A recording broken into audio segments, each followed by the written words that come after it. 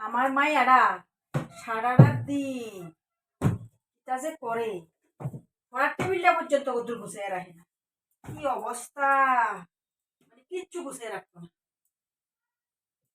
সারা রাত দিন শুধু মোবাইলটা লইয়া ব্যস্ত।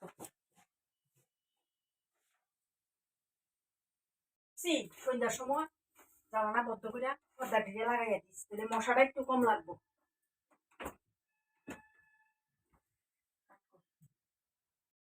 এই তো মাস্টারটা গেছে, নইলে বলে চেয়ারটা সরাই না, চেয়ারটা সরাই রাখি।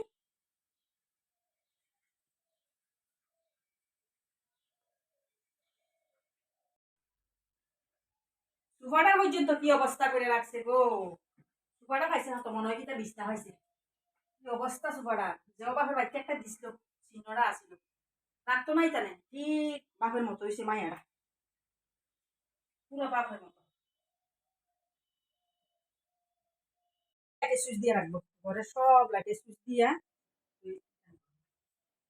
শিওর বাথরুমের সুইচটাও দেওয়া না, দেখছি না, সব সুইচ দেওয়া না।